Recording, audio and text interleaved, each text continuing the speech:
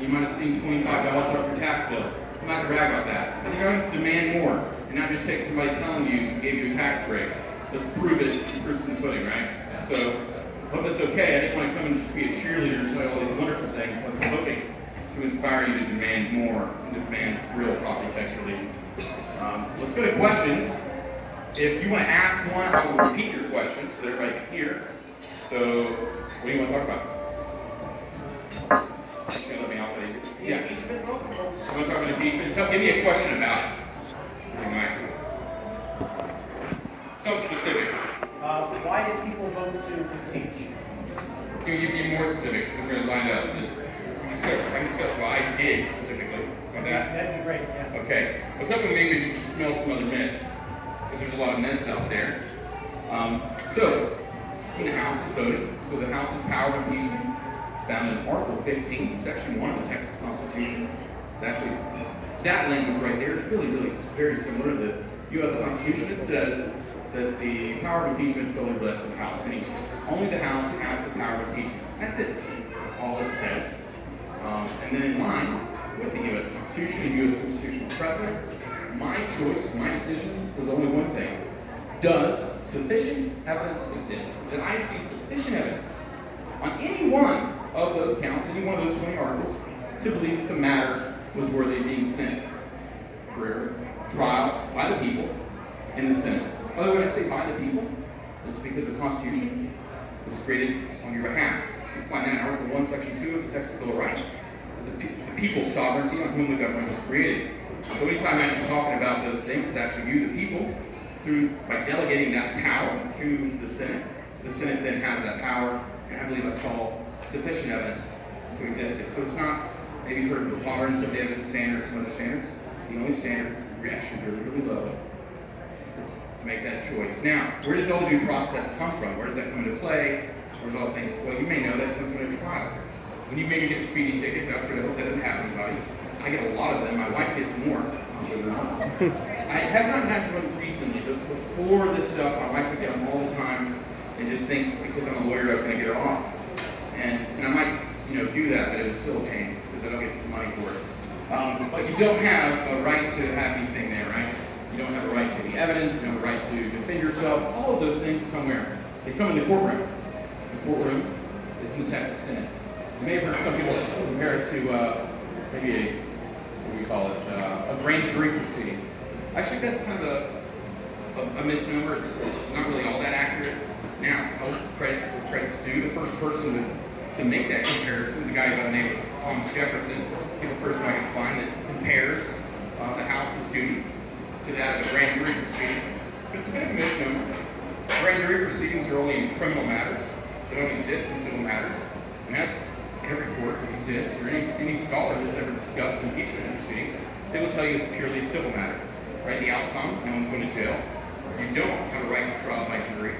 You don't have any of these, these pre-trial issues. It's completely civil. The person's removed.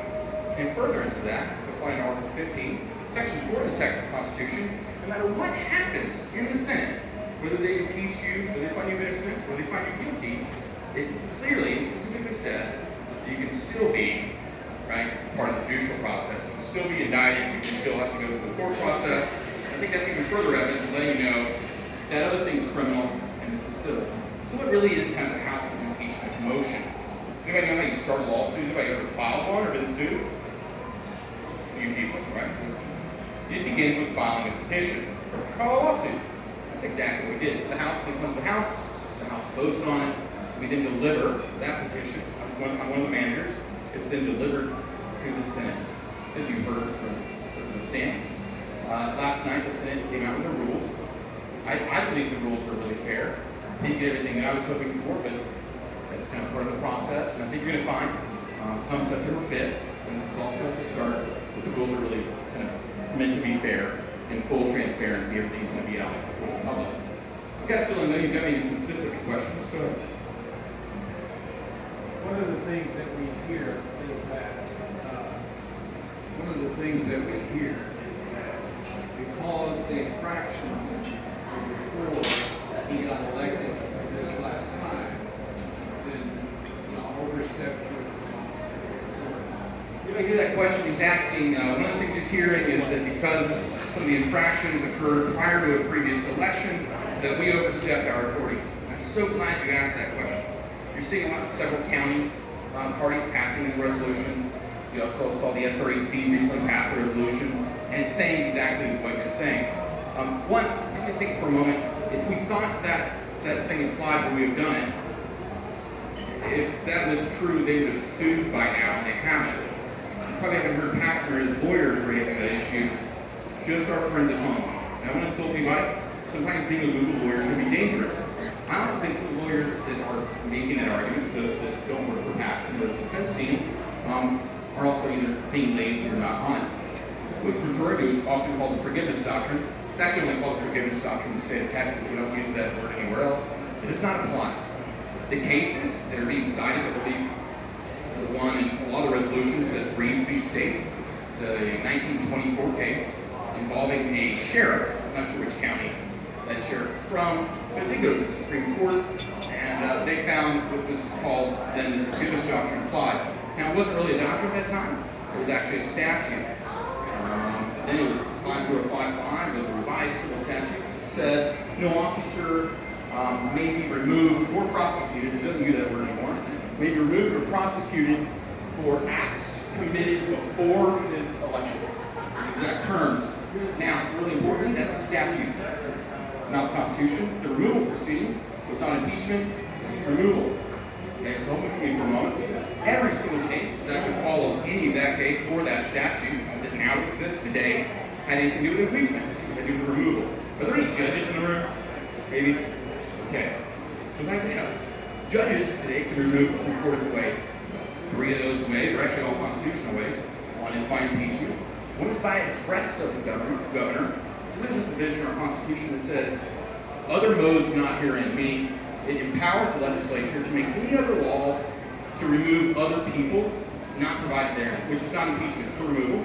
And there's one more that allows for the remove. It's another part of the Constitution, but it's about removal. If the Judicial Conduct Commission investigates the person, they then make charges recommended to the Supreme Court. The Supreme Court determines whether they should remove. Again, it's not impeachment. In fact, there's only been one case in the entire history of the United States that dealt with impeachment and the concept of the forgiveness doctrine. It was 1941, the state of Massachusetts. Guess what happened? It did not apply. Why they say it didn't apply? Because you can't override the Constitution by something like that. Same thing here in Texas. It just doesn't apply. I don't want to beat the dead horse too much. I'm letting you know it doesn't apply. In fact, regarding district judges, were actually mentioned as impeachable officers in the Texas Constitution. That's in Article 15, Section 2. It's the governor, lieutenant governor, comptroller, the land commissioner, district judges, and the attorney general. Those people are the only ones really properly that can be removed by impeachment under the constitutional process. No cases ever talk about that either. All those cases that are dealing with the removal of a district judge under a different provision, and 4 different times, the Texas Supreme Court has said that the forgiveness doctrine does not apply to constitutional impeachment proceedings.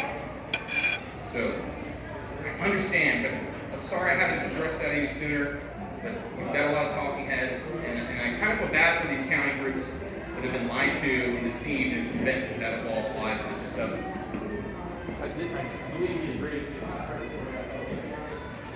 Thank you. So, is the House going to reconsider the settlement for the individuals who brought the allegations against Paxton and having a whistleblower case? So, I guess the Senate passed a bill that said they wanted to settle the case for $3 million. It goes over to the House. The House says, no, we're not going to spend taxpayer money on that. Okay. Let's go. All right. Good. So he's asking about the settlement, the whistleblower settlement with Paxton. Now, just for a little clarity, the Senate never sent something over. In fact, Dan Patrick never agreed to give that settlement money, and neither did the House. Actually, all of the big 3 agreed we would not be paying them off. Now, I do think they should be paid. They will be paid eventually. So let's discuss that. He brings up the question of the whistleblowers. Anybody hear about the whistleblower case? There's actually 7 whistleblowers in total. Only 4 of those 7 chose to take the case. One of them was about to retire. Another is actually so pretty famous he didn't need to deal with it because I'll actually get into it because he's about to be appointed to a federal judgeship by President Trump. And so we didn't do it. Now, some I've seen online and things, people saying, well, the reason we settle is it's expensive. I don't think the Attorney General settled because it was expensive. I'm going to tell you he settled because he didn't want to be deposed and he didn't want things to come out. So we settled this lawsuit with these 4 whistleblowers for $3.4 million. Now, when someone blows the whistle, you don't fire them. Just give you a warning, don't do it. As any employers in here, it's a really bad idea. It's a way for a guy like me to then come sue you because you shouldn't fire that person. Don't do it. Just wait for that person. So they blew the whistle. These are 4 different people under 4 different circumstances, seeing things that they thought was really funny. Has anybody maybe read the articles of impeachment? Anyone? Okay, you don't count. Guys, if we're going to talk about this, we would beg you to, 1, read the article of impeachment. There's 20 of them. It's really short. Now, another question, though, it's kind of a long one, but I think it's really, really important because of how important what we're doing. There was 3 hours of hearing. That's available on the House's website. I've heard that some other people would be helping to get it out there, add subtitles and things so you can hear that.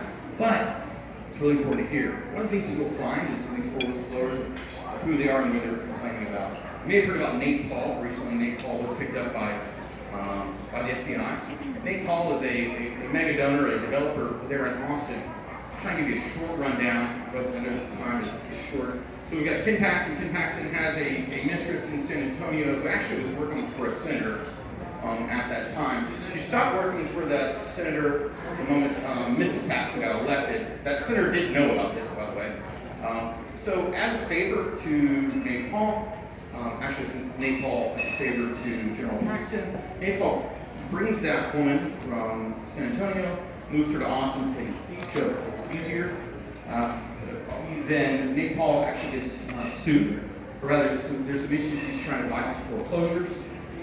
Another senator of the state, actually Senator Brian Hughes, God bless him, he asked the Attorney General's office for a confidential opinion, something that's also legal. We don't want anyone to know about this opinion. You should write this opinion in order so that this donor would give him, a few $100,000, could buy these properties before they were foreclosed on because he wanted to benefit.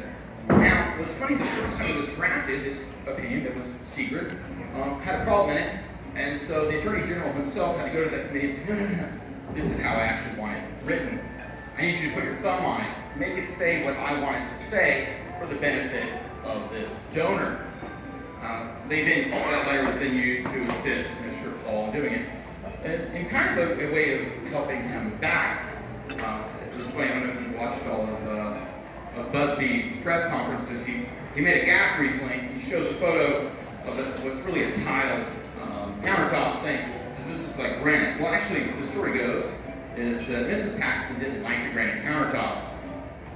So contractors spent about $20,000 in remodeling the home. Now it's a favor of Mr. Nate Paul. Now, the Attorney General said it was a gift. I need you to know that's illegal. I can't take a gift or anything that's really de minimis. You give me a pen or something. Maybe you give me a box of chocolates. You spend like $50 on me, right? That was illegal, and I need you to know that.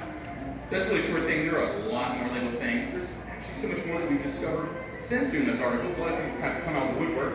For a lot of people, as you can imagine, when you're dealing with the Attorney General, you're probably afraid to mess with that guy. It's a big deal going after the Attorney General. It's kind of scary. He's the top cop. Who's above him? Who's going to mess with him? These are guys who are working for the government. Stan wants to work for a great guy, Harry. But if you get crossings with him, he can fire you. He also has a bigger pulpit than you do. He's got more money than you do. He can control the media. They can actually hire social media influencers. Did you know that? I got some evidence they spent $500,000 doing so. I noticed you can actually hire people like Candace Owens. Actually, recently learned, it kind of sounds bad, you can hire Don Jr. to say whatever you want. For the right price, these people will do so. So, as you can imagine, the 500-pound gorilla in the room, you don't want to mess with that guy. But a lot of people started coming forward, telling us things that just blow your mind that they're doing. So, be careful comparing the man to President Trump. President Trump might be getting railroaded. This person's not. In fact, oddly enough, I was a little disappointed to see Senator Cruz come out and talk about it. However, his newest chief of staff was one of the guys that was hired to replace one of the whistleblowers. He's also one of the guys that being investigated right now. It's a bad move by our great senator. You want to hear about the whistleblowers, who these kind of people are? Maybe dispel some myths that they're not, bad lackeys. One of them, Mr. Maxwell, is the only living member of the Texas Ranger Hall of Fame. Sound like the kind of guy that's going to make some stuff up? Sound like that to you? No. What a guy named Jeff Mateer, one of the most well-known religious liberty constitutional scholars in the country. Worked for First Liberty Institute. Anybody heard of First Liberty? It's literally a leading religious liberty law firm in the country. It's had like the Coach Kennedy case. Remember the Coach Kennedy? That's the prayer on the football field. It was a major case that came out recently. He worked there. He then comes to the Attorney General's office, blows the whistle. He's now back at First Liberty. In fact, a while back, Donald Trump appointed him to a federal bench. Now, because he said some things, the Senate Judiciary Committee actually blocked his appointment. You know what he said? He said he thinks the trans rights movement is Satan's plan. So they stopped him. Does he sound like a bad guy to you? He's not like a bad guy to me either. Another one of the attorneys is now with the Alliance Defending Freedom. Everybody ever heard of the ADF? You probably get fundraising emails from the ADF. They're with the ADF. There's two others that are now at the Kikero Institute. It's just like TPPF. One of them is working for Ron DeSantis. So you've got the greatest legend Texas Ranger that is alive today, the only living member of the Hall of Fame. You got a few really, really well-known, respected constitutional attorneys that all left. Who were they replaced with? Completely unqualified former criminal attorneys. One guy I got in a Twitter battle with today, Martuza. Martuza wrote a Democrat all the way up to the time that he replaced a guy named Ryan Baxter, who I actually went to law school with, who's now at the Kikero Institute. You go see the patent ones yet? These are really outstanding people. Also, maybe I'm going to address some attacks about who the House used to investigate these things. I saw a friend of mine, Michael Sullivan, today say that he's hearing that the investigators work for Merrick Garland. And they're just Merrick Garland's lackeys. Let's talk about that real quick. There's only two of the investigators, 5 or 6 of them, that had worked for the U.S. Attorney's Office. Both of them began working in the U.S. Attorney's Office under a guy named Ryan Patrick. St. Patrick's son. He became the U.S. Attorney, was appointed to be the AUSA of the Southern District of Texas by President Trump. They worked there. Now, just like when you work in a DA's office, when the boss changes, you keep your job. That's a pretty standard thing. However, both of these people actually left after the Biden administration took over. You can assume they probably didn't like the new guy in charge. Do they sound like Merrick Garland lackeys to you? They were hired under a Republican president, under a Republican attorney general, kept their job for a little bit, and then left because they didn't like the new administration. I wouldn't say that Merrick Garland was lackeys. You get some others with 35, 40 years experience. But the attacks are, these people worked for the Democrat Harris County DA's office. Let's address that. Many of them work for more than 15 different DAs. They've been there that long. And in fact, if you want to do white-collar crime, you want to go after corrupt politicians, you want to be in Harris County. That's where you want to make a name for yourself. One of them worked in Travis County. I understand why that might sound a little crazy to you.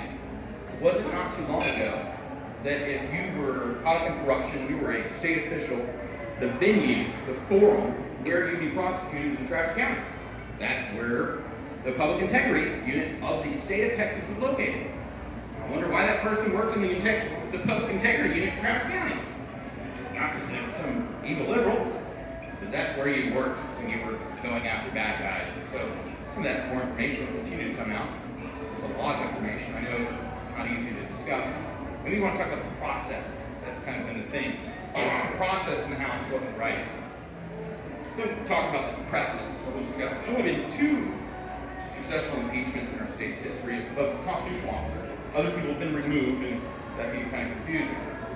So, overall, it's 1917. And we had District Judge Carrillo in 1975, right? Now they'll say, there's precedential value. It was done like this in 1975. One time does not make precedent. You understand this? Doing once has no precedential value. Okay? In fact, the guy who came up with the House rules thing, he's still alive. And you can talk to him, and he'll tell you. I just make things up. I had no idea what I was doing. You just wing it. We didn't have Google then. It wasn't easy to contact other states and say, hey, how did y'all do it last time? In fact, the modern standard is that it goes to a committee. It's exactly what I did. That's what I'm trying to think about this.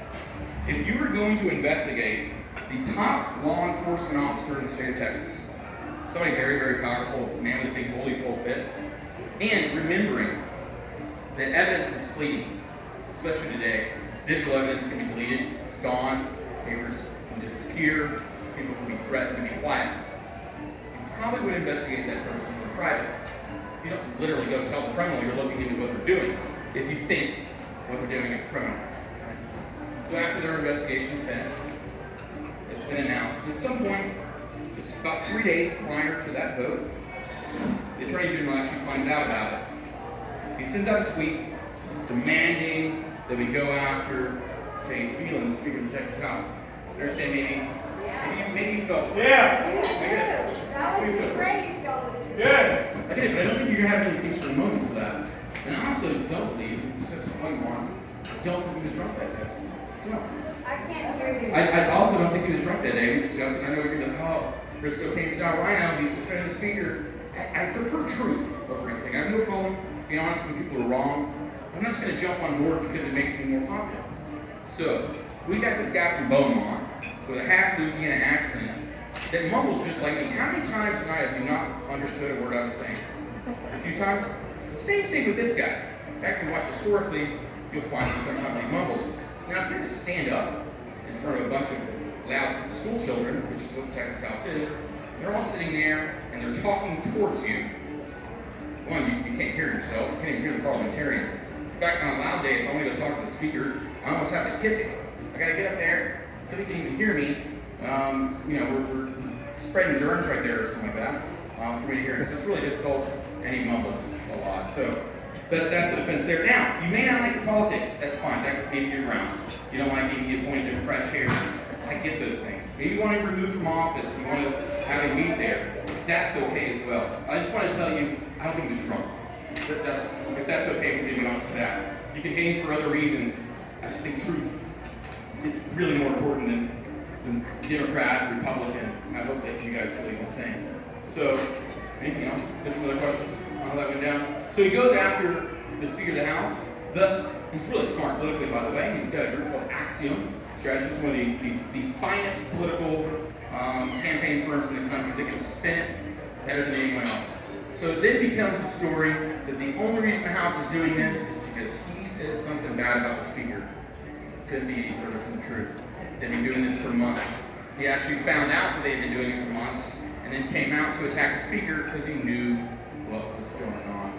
So, just need y'all to know that. So, again, we're about to vote on something. The House needs to vote on it, knowing that the only way to stop the possible destruction of evidence is to quickly vote to impeach in order to suspend him so we can get a temporary, by the way, a temporary Attorney General in there to stop the destruction of evidence.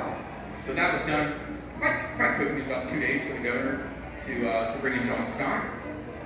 He's not going to be your AG, by the way. He was also a temporary Secretary of State. So I think that's really important. My only question for you, though, is don't you want to hear all the facts? Wouldn't you like to actually have the trial occur, hear all the facts, and find out if what I'm telling you is BS? Yes. And judge me then. Find out if you should hang stand for voting yes to impeach because all of that stuff was nonsense. You could have that opportunity. Or you could have the opportunity to hear everything we I know. have to say something. Yes, ma'am. The problem with this is that impeachment, I think the problem I have with this is that the impeachment, the Democrats started this in Washington with Trump. How many times have they impeached him? And impeachment should have become, when the founders and all of that was written, it was an important, serious event. Impeachment was the worst. And now, because of this, Washington, everyone's going to just throw out impeachment when it's something that should be very serious and only happen every blue moon, never. But now the Texas House has participated in a Democrat strategy of impeachment and turned around. You've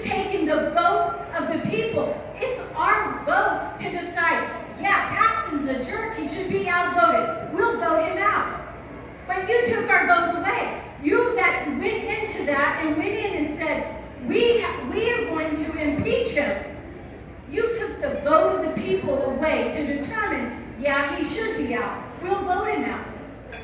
And that's what I have a problem with. They've turned impeachment into a political strategy that both the Republicans and the Democrats are participating in now. And something that should never happen. So I'm very upset. Yes.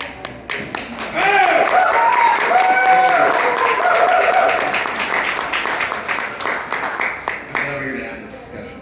And I understand, or you can empathize with your hero. I can imagine if you hadn't heard what I heard or knew what I heard, you'd feel that exact way. And I know it's, oh man, I'll give you What happened? So the first question that came out was, why did y'all do this? But the real question is prior to that. Why did you all, what even made the process to even hit the floor? Why didn't you stop? Why didn't y'all just say, this is something we're going to stop?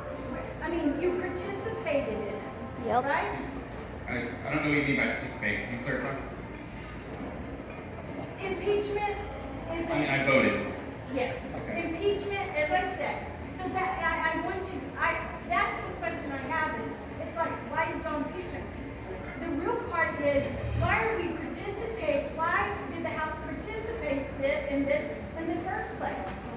Well, the House participated in it, and I hope you get to hear all the facts. They're going to come out, the rules that provided 24 hours of the trial, and I believe I'm convinced. I believe and I'm convinced that when you begin to hear the evidence, you might change your mind. And I hope you'll just continue to feel that anger. That's fine.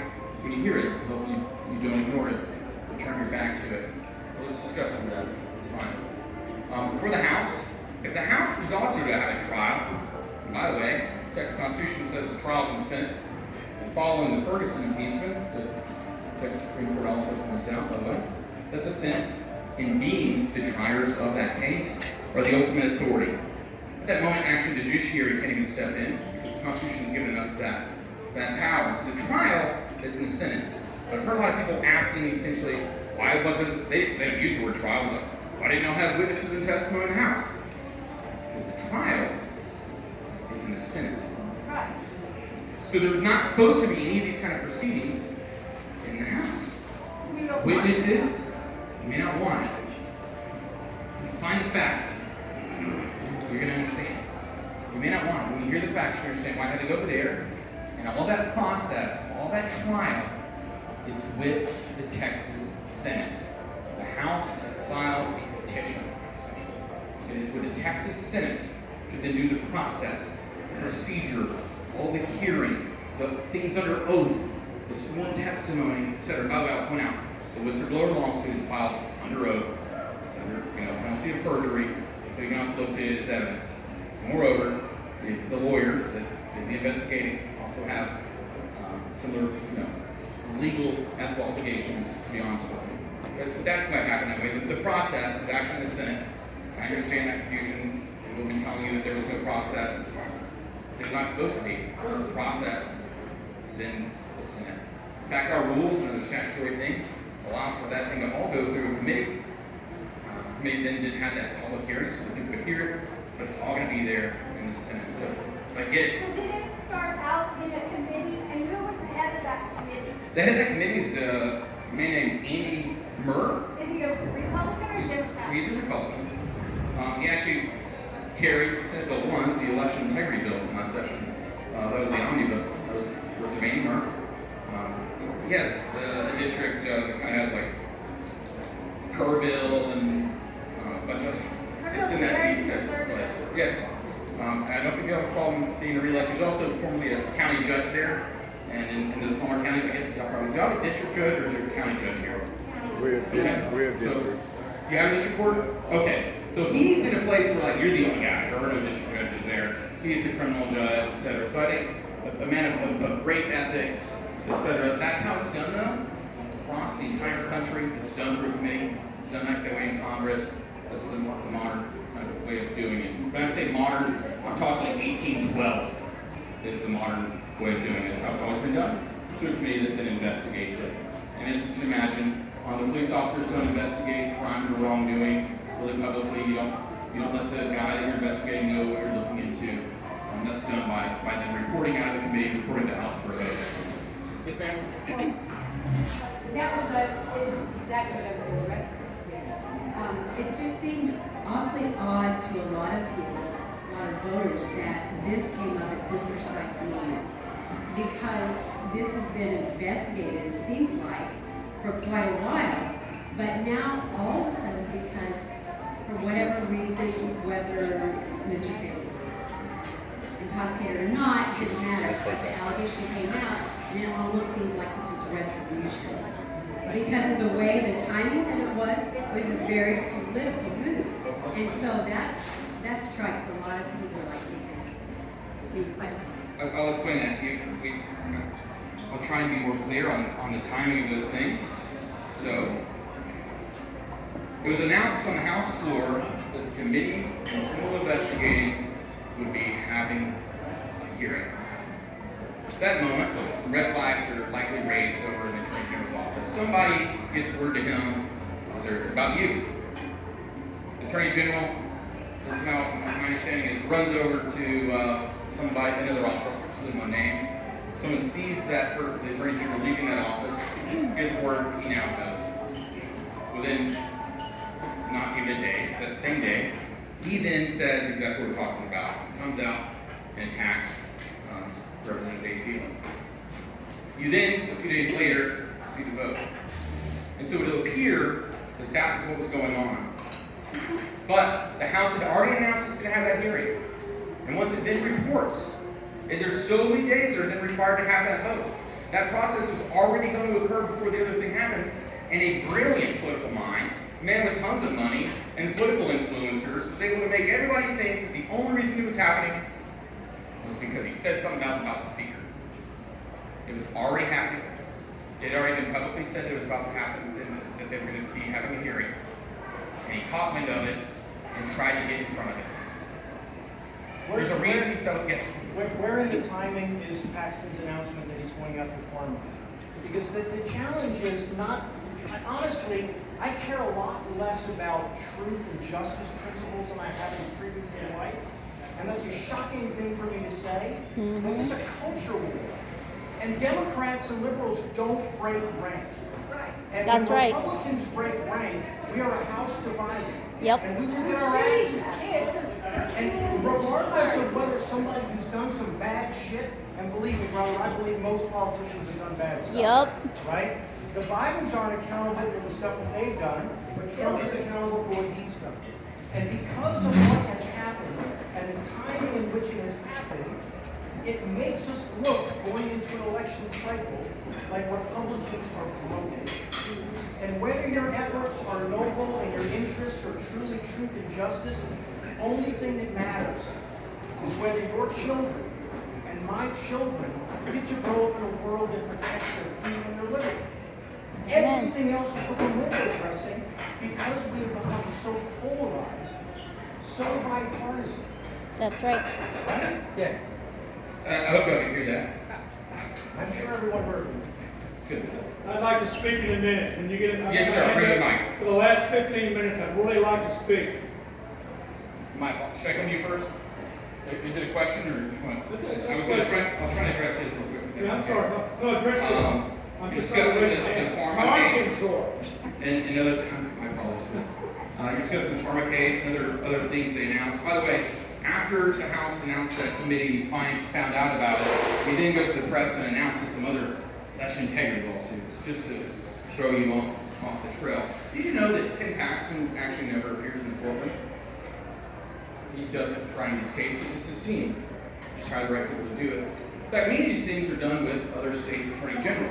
However, when you're Texas, you got a big team, you got a lot of money, you're kind of famous. When other states have actually already started to work, and you roll in, you kind of take over. And all the news talks about is how it was the Texas attorney general that did that. For a lot of other states, with a great Republican state's attorney general, that actually were doing all of that work, but you don't know that. You're not told that. Is that an Texas impeachable takes over. offense? No, I was trying to explain to you of why there would be a perception or belief that he's some guy fighting all the liberals. Well, I think You're there's great been a lot staff of doing I that think there's exactly. been a lot of character assassination here and a lot of you want to stick to the facts, but you're also bringing up stuff that isn't impeachable at all. He's allowed to hire a political committee to help him with this stuff. He's allowed to hire, if he wants to pay for influencers, he's allowed to do that. It's not an impeachable offense. So bringing it up in this forum, you're trying to create a perception of him instead of giving us the hard facts about why he was impeached, why you voted to do that. There's a lot of people that are absolutely upset about it. Respectfully, he'd asked me why.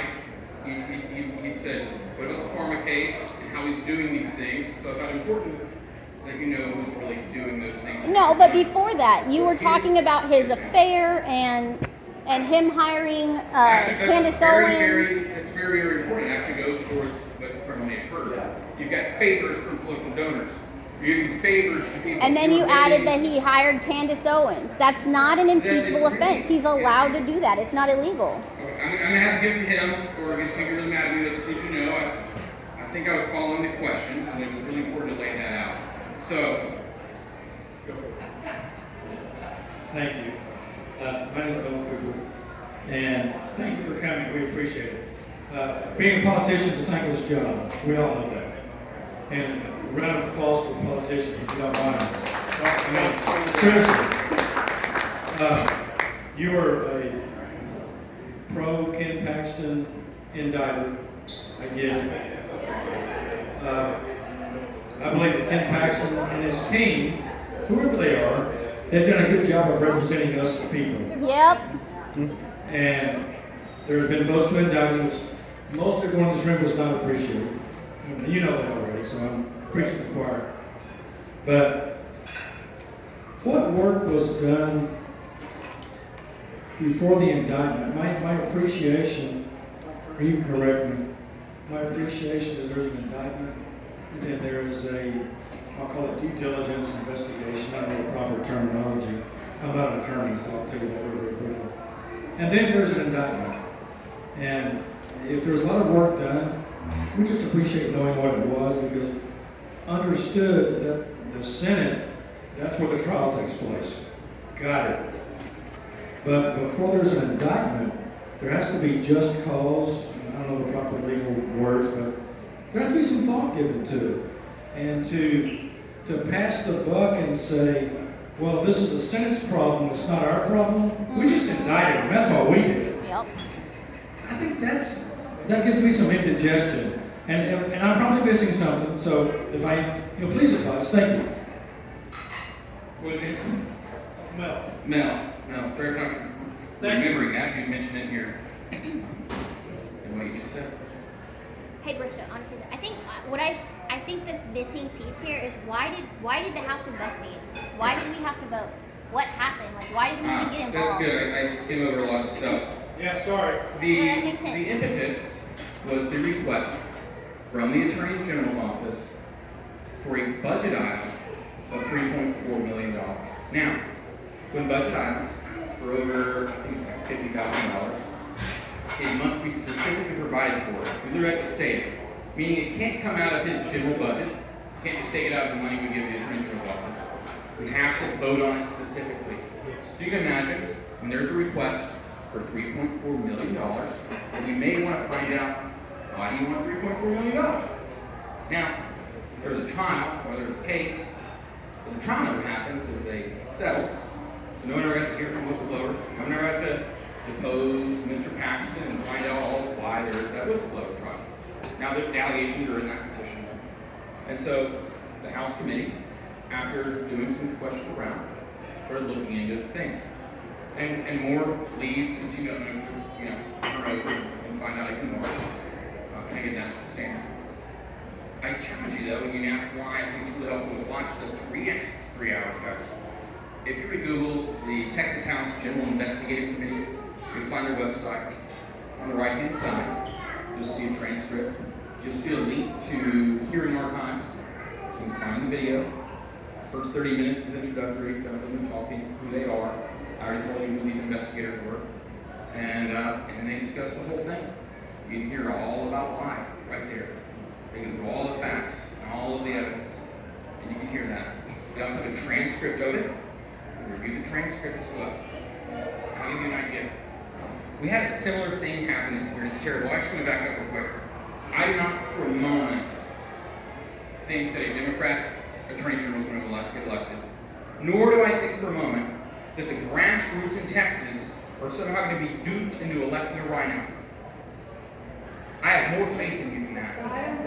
I believe, as a shadow of my doubt, that a person who does the same as can, if not better, will be replaced with a mandate that they do the same things, if not better. In fact, when they don't have that baggage carried on them, I think they will be free to even do better. Because when you're carrying around baggage, by the way, guys, when the feds are investigating you, you're not able to really go after them. But you got to constantly watch your back. Now, I think you'll find out that these aren't the same kind of nonsense they're throwing at Trump. When you really get to hear it, you can find out. You don't get to see it on the news all the time. It's not talked about. Tucker Carlson doesn't talk about it. So you're very aware and uniquely aware of what's going on in Trump. And it's really easy for us to think the swamp and the establishment are doing this to Ken Paxton because we're seeing it happen to our president. And they're not the same thing. So as you wait for the facts, but also maybe watch the video, read the transcript, read the indictment so you can understand. Why can he not tell us the facts? So the first matter that went before the investigating committee had to do with state rep of the Houston area, I believe, Yolanda, I forget her last name, Stan, I think was on a committee with Yolanda.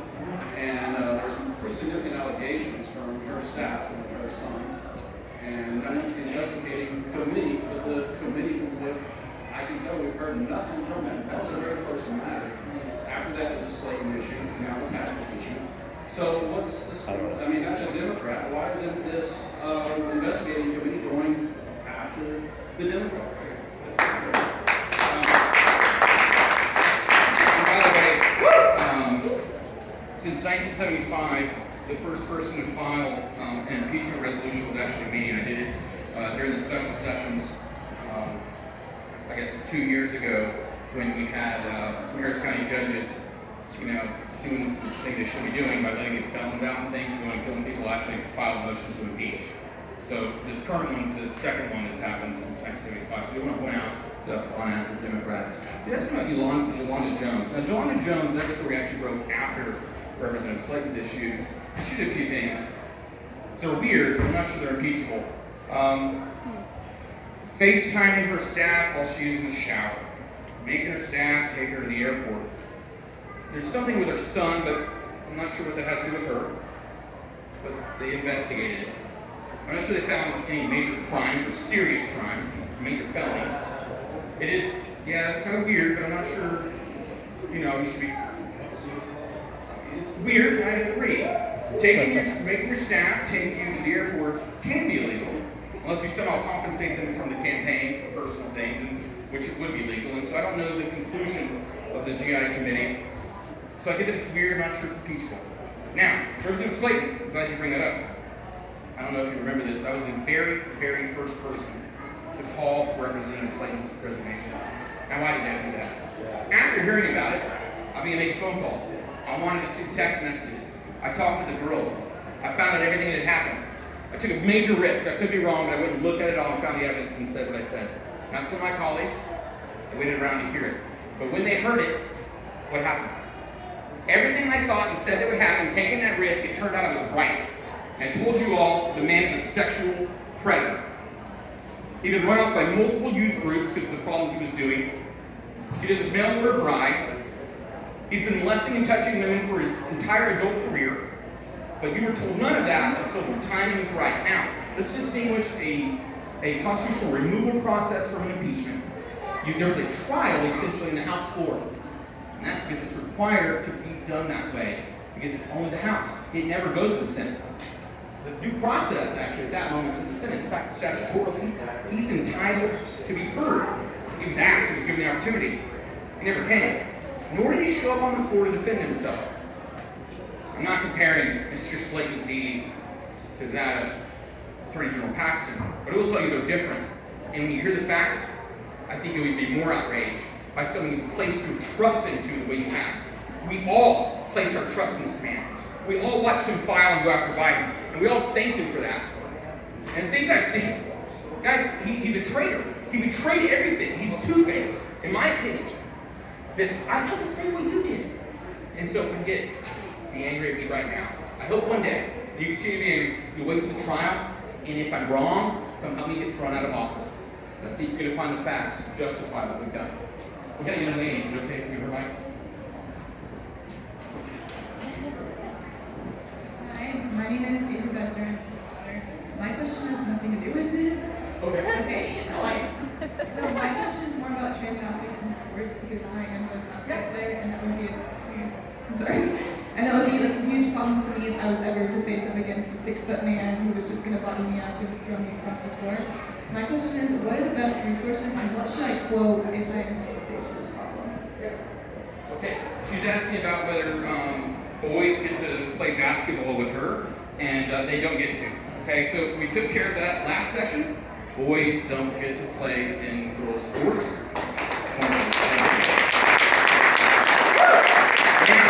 We did do something undone. We had to address college, and we addressed that this session. Again, Representative Swanson of the House, Freedom Caucus, passed that legislation, and they don't get to do it in college either. You don't have to do much at all.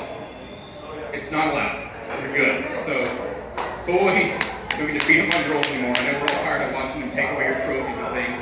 And actually, there's a recent victory. Earlier this week, the Fifth Circuit Court of Appeals held that the Religious Freedom Restoration Act, which actually is a federal statute that says things dealing with religion have a higher threshold. It actually, in a way, provides more protection than the First Amendment, which is odd. It doesn't, but it restores a level of scrutiny. It held that Bostock, which is a Supreme Court case that's being used right now to justify all this trans stuff that's forcing it down your throats in your schools, is actually overridden by the Religious Freedom Restoration Act. So that's even a bigger win. The meaning of it, you haven't seen that yet. You're about to start finding that teachers aren't going to be required to do these things that's against their religion. That Bostock, which is essentially has been used as a tool for the last 10 years to beat us over the head instead of having to do these things, is actually no longer going to be the law. So that's a really good victory. And I know we're out of time, but Black Rock Coffee. Yeah, I understand what you're saying. You were talking about, how does Paxton enforce justice if he's compromised? And again, I'm certainly sympathetic to that. Are there ways that we, as the American people, can actually get hard term limits passed so that we can stop favor peddling? It seems like there's a turnstile of reciprocity. If you look into campaign funding and different things like that, everybody's beholden to somebody, right? If you're having trouble thinking of a perfect situation, picture all the money Pelosi and everybody else has made in the Senate and in the Congress, right? How do we, the people, who clearly want term limits and campaign finance reform, how do we get that done in Texas so that we can give an example to the rest of the country? Because to your point, until we fix those things, we will truly never have people who are only able to be focused on the truth and the right thing that they should do. Because they always have somebody whispering in their ear. He's asking about term limits, but I support those who need term limits. Anybody want term limits? Yeah. Okay, switching to Congress. So, have you heard of the Convention of States? Yeah. Okay, so we're working hard in Texas, right? Sadly, the sunset didn't get done this session. The clause for the resolution going for Congress, we're still trying to get enough of those resolutions passed to force Congress to take up the Convention of States in order to pass one like a balanced budget amendment to pass. We start term limits and things like that, so that would have to be a constitutional amendment of the U.S. Constitution. Term limits for Texas officials, specifically any of the officials created by the Constitution, constitutional officers, so the state representatives are constitutional officers, senators, the governor, attorney general, they're all created by the Constitution. So in order to restrain the Constitution, unless the Constitution was to say something like the legislature gets to make laws for terms, which it hasn't, would there be constitutional term limits, thus force. And so to do so, we have to do that. Now, people have filed in the past, but we're hoping, though, that a bunch of people that would be impacted by this, especially the majority of the people that are sitting there who are older than 10 years, are somehow going to let that out of committee and happen. So I don't know what the solution is. I've thought maybe we need to convince the legislature to pass a constitutional amendment allowing for the people to do a ballot referendum on social amendments. Now, I want you to know the risk of that. Could you imagine George Soros comes in, gets a lot of people to sign these petitions, puts some wild-eyed constitutional amendment on the ballot, and then does a bunch of funny stuff with election and amends our constitution the way you and I really like it. So just we have to be careful how we do it, but I support it. We need it. Is convention states still susceptible to the same thing? Let's just say we get to go in and ratify the Constitution. Aren't we exposing ourselves to Klaus Schwab coming in and saying, "Thou shalt wear a mask"? It's the 26th Amendment. So those things have been picked up.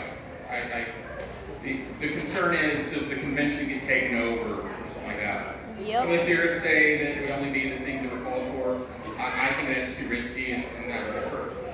I'll tell you, the Texas Constitution, they had a constitutional convention, was it in 1974, and that failed with how difficult it would be to get a lot of people to somehow agree on a new constitution.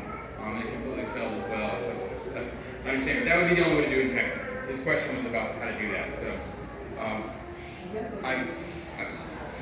I've seen Kylie trying to get me to stop for a while now, but you're okay with that. Look, I'll be around for more questions afterwards. So they'll beg of you, if you can find time to watch the 3 hours, read the articles, and continue to yell at me if you want, but I hope when this, and by the way, I don't want to come off like I'm ungrateful or complaining about it. I understand, Gregor, and so what I'm saying is, judge me then as well, please. If after you hear everything that comes out, and you think, man, that scoundrel just got rid of this great guy, I wouldn't blame you. So, but think of that. Thank you guys. So,